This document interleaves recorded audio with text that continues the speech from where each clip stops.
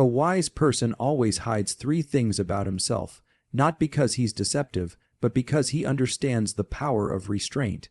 In a world obsessed with oversharing, real strength often lies in what you choose not to reveal. Wisdom isn't loud. It doesn't broadcast its plans or its wounds. It listens, observes, and waits. A wise person knows that silence is a form of strategy, one that protects your peace, amplifies your presence, and strengthens your direction. The first thing a wise person hides is their emotions, not because they're numb, but because they've mastered emotional control.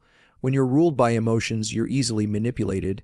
Every outburst, every complaint, every public reaction gives others a roadmap to your inner world. But when you can experience emotion without reacting impulsively, you gain power, the kind of power that allows you to respond, not react. Emotional regulation is not suppression. It's choosing when and how to express, so you never lose control of your energy, your relationships, or your focus. The wise person knows how to pause, breathe, and let the storm pass quietly within. The second thing a wise person hides is their goals. Talking about your dreams might feel motivating, but there's a catch. When you speak your goals out loud, your brain can mistake that declaration for progress. Dopamine is released, giving you the illusion of accomplishment before the work even begins. That's dangerous. You lose momentum before the real grind even starts. The wise keep their ambitions private, fueling them with discipline instead of validation. They understand that real success is born in silence, in early mornings, late nights, and moments no one else sees. They let their results speak for them, not their promises. The third thing a wise person hides is their struggles. This isn't about pretending to be perfect. It's about choosing your battles and your audience wisely. Sharing pain with the wrong people can invite judgment, distraction, or pity. Instead, the wise person confronts their struggles internally. They analyze them, learn from them, and let them shape their resilience. Private battles build mental toughness. Not every scar needs to be shown to be real. By dealing with adversity silently, they become stronger, more focused, more grounded. There's a deep mental clarity that comes from holding parts of yourself back. You're no longer performing. You're no longer waiting for applause. You're moving with intention, not noise. The world doesn't need to know everything. In fact, the less they know, the more they wonder, and that mystery gives you room to evolve. Every time you stay silent when it's easier to speak, every time you hold your ground when others demand a piece of you, you're practicing self-mastery.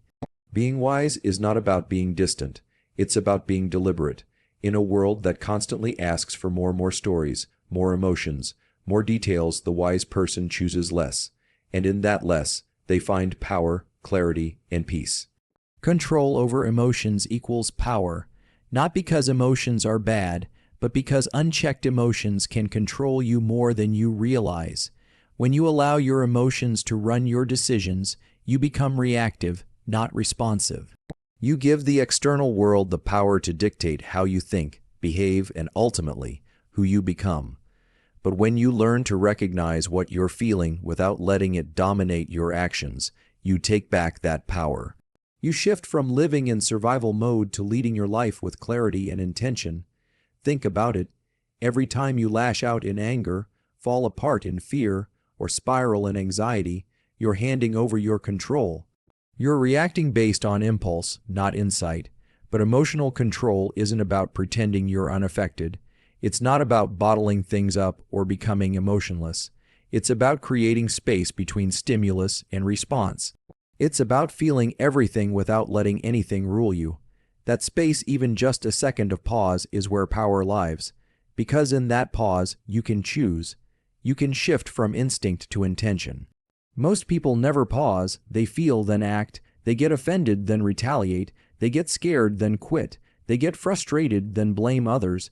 But the moment you stop and say, I feel this, but I don't have to act on it, is the moment you step into leadership, not just over situations, but over yourself.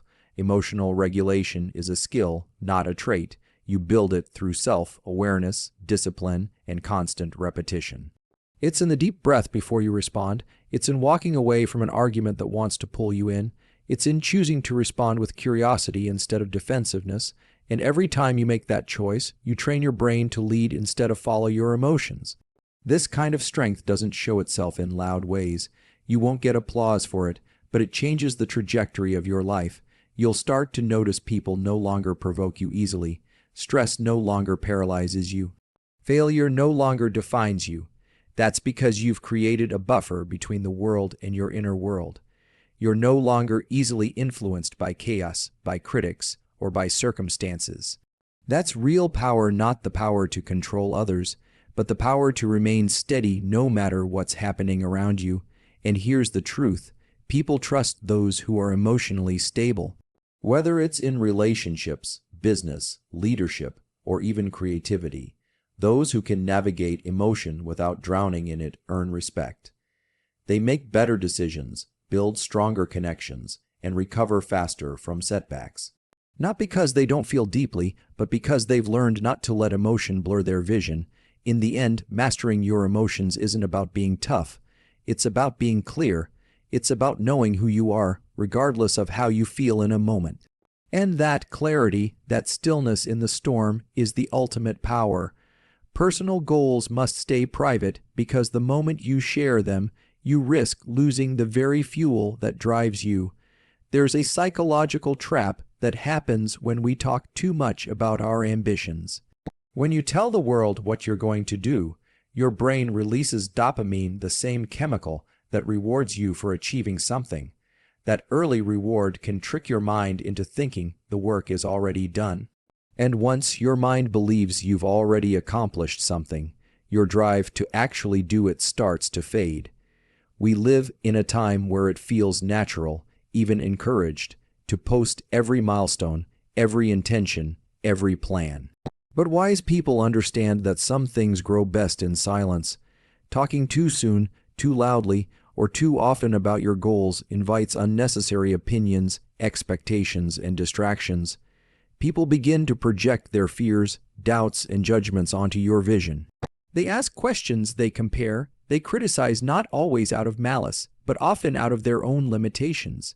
And the more you let others into your dream space before it's real, the more vulnerable it becomes. Keeping your goals private doesn't mean you're hiding. It means you're protecting. You're building something sacred, and sacred things need time, focus, and solitude to grow strong. When no one is watching, you're free to fail without embarrassment. You're free to experiment, to adapt, to evolve. There's no pressure to perform or to prove anything.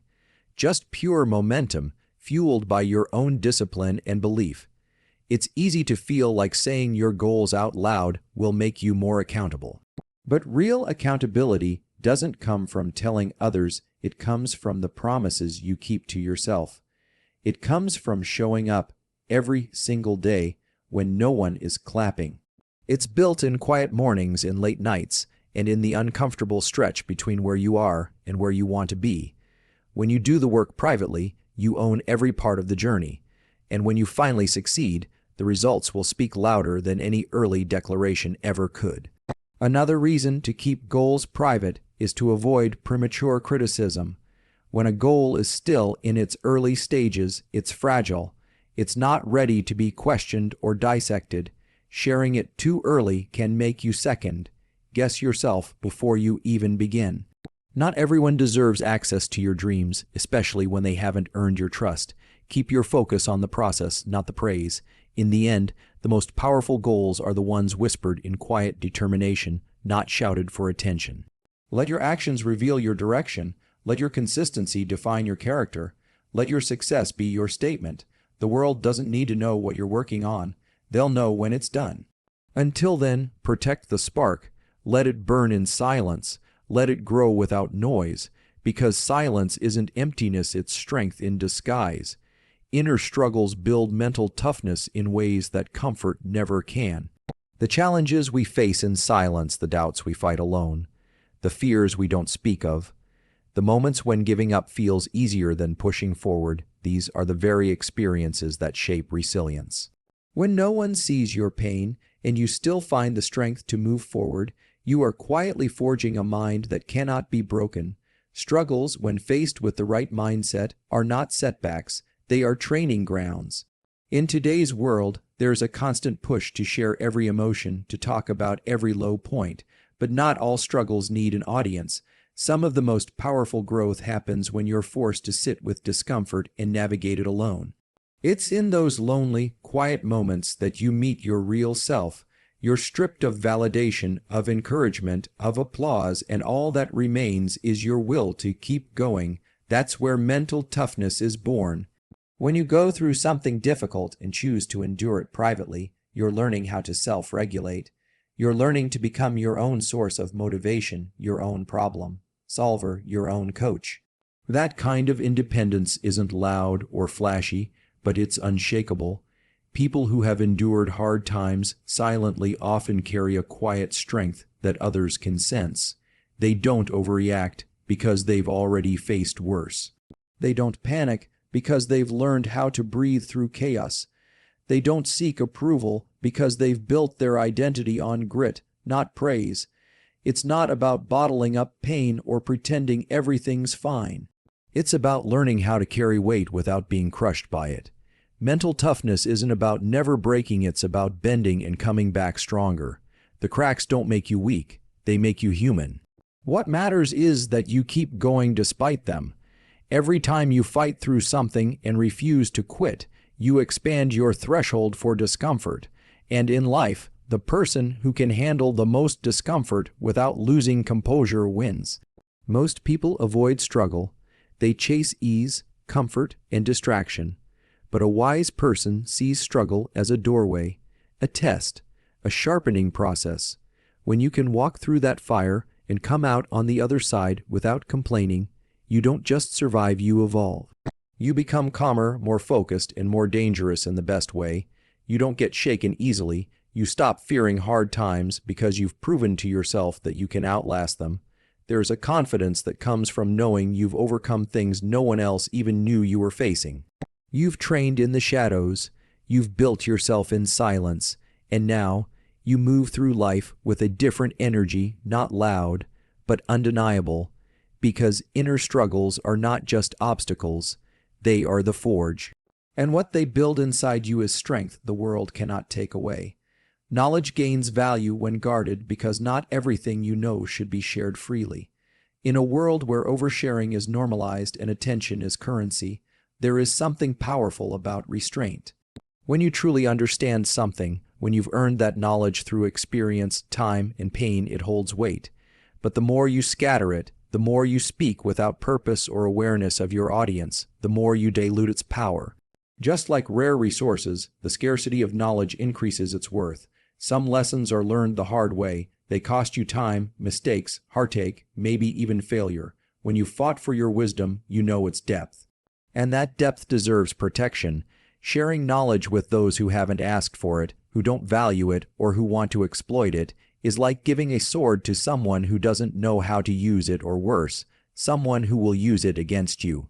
Wisdom isn't just knowing, it's also knowing when and where to speak and when to stay silent. Guarding your knowledge doesn't mean being selfish, it means being selective. Not everyone around you is ready for what you know. Some people won't understand it, some will dismiss it, and others will try to copy without context, only to misuse it. Just like seeds need the right soil, knowledge needs the right environment to grow. When you share too soon or too widely, your insights may be misunderstood or undervalued, and over time, you lose sight of their importance yourself. In every field, whether it's business, personal development, strategy, or life, the people who protect their insight often rise higher. Why? Because they act with intention. They understand that what they know gives them a strategic advantage, a psychological edge, and they don't feel the need to prove it by speaking constantly. Their results do the talking. In fact, the more someone feels the need to explain how much they know, the less they often understand. True intelligence is quiet, composed, and controlled. There's another layer to this. When you guard your knowledge, you remain a student. You stay curious, open, and grounded. You don't waste your energy trying to impress. You use that energy to keep learning, observing, and refining. And when the right moment comes, when someone is genuinely ready, when you can make an impact, then your words carry weight. Not because you speak often, but because you speak with clarity and conviction. In the end, Knowledge becomes wisdom not when it's spoken, but when it's used wisely. Not every insight needs a platform. Some things are more valuable when they're kept within, shaping how you see the world and how you move through it, because the moment you understand the power of what you know is the moment you also understand the power of guarding it. And in that restraint lies real influence.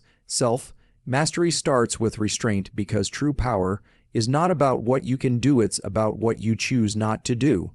In a world that glorifies reaction, speed, and impulse, the person who can pause, reflect, and choose their response is the one who stands above the rest. Restraint isn't weakness. It's a quiet force, a discipline that separates those who live on autopilot from those who move with purpose. The ability to control your words, your actions, and your desires is the foundation of inner strength. When you master restraint, you master yourself. It begins with the simplest things: not saying everything you think, not doing everything you feel, and not chasing everything you want.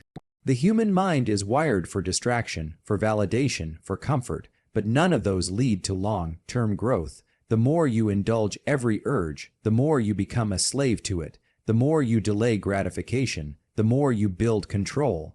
And from control comes confidence, not the kind that needs attention, but the kind that stands strong in silence. Restraint teaches you patience, and patience is a form of power.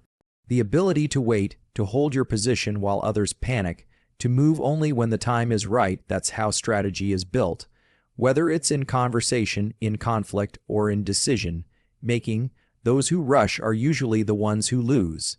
They react emotionally, impulsively, but the person who can take a breath, observe, and respond with intention is already steps ahead.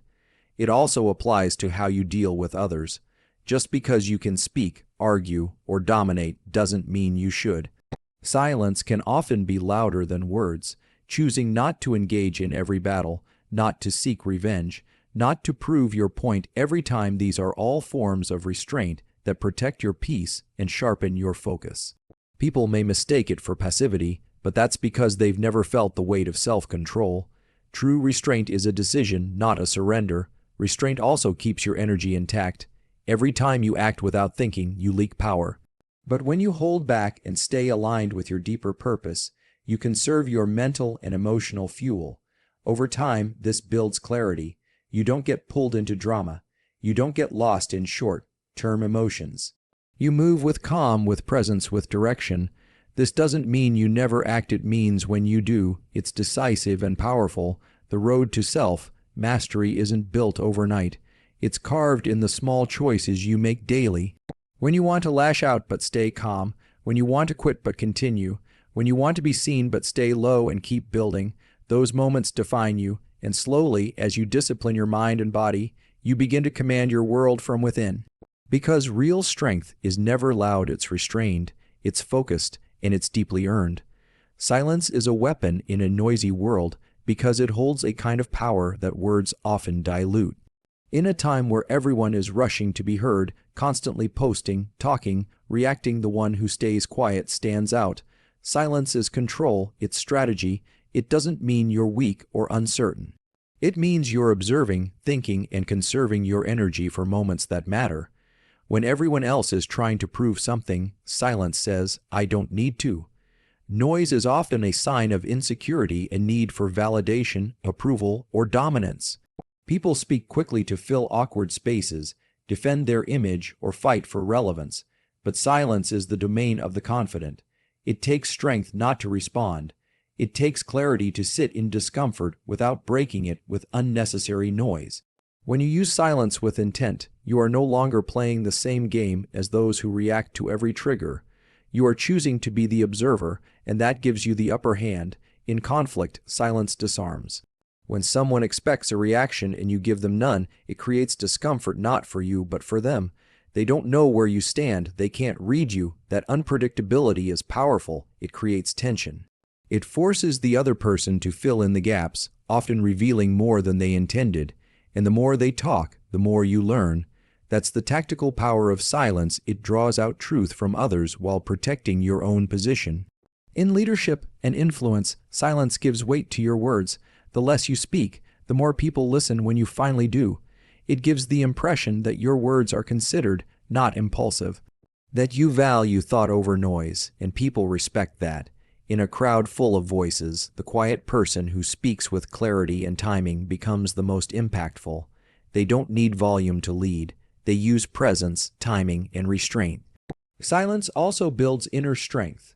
When you spend less time reacting and more time reflecting, you learn to understand your own thoughts instead of getting lost in the noise of the world.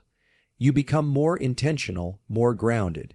You don't just speak because something triggers you speak when it adds value, and that shift changes everything. You stop leaking energy through unnecessary conversations, arguments, and opinions. You start building a deeper connection with your own mind. In a noisy world, silence becomes rebellion. It's a refusal to participate in chaos. It's a sign that you don't need attention to feel relevant. And in that refusal, you gain a different kind of presence, a presence that demands respect without ever asking for it. Because silence doesn't beg, it commands. It doesn't explain, it observes. And those who master it are rarely caught off guard, never easily influenced, and always 10 steps ahead. So in a world obsessed with noise, with shouting to be seen, and rushing to be heard, choose silence. Not because you have nothing to say, but because what you know doesn't need to be shouted. Choose restraint not because you're weak, but because your strength is too focused to be wasted. Guard your knowledge not out of fear, but because you understand its value. Keep your goals private not because you're unsure, but because you're locked in. Embrace your inner struggles not to hide them, but to use them as fuel. And remember, the wise don't reveal everything. They observe, they calculate, and they build in silence. Master yourself first. Let your results speak later. Because in the end, real power doesn't announce itself. It arrives quietly, fully formed and undeniable.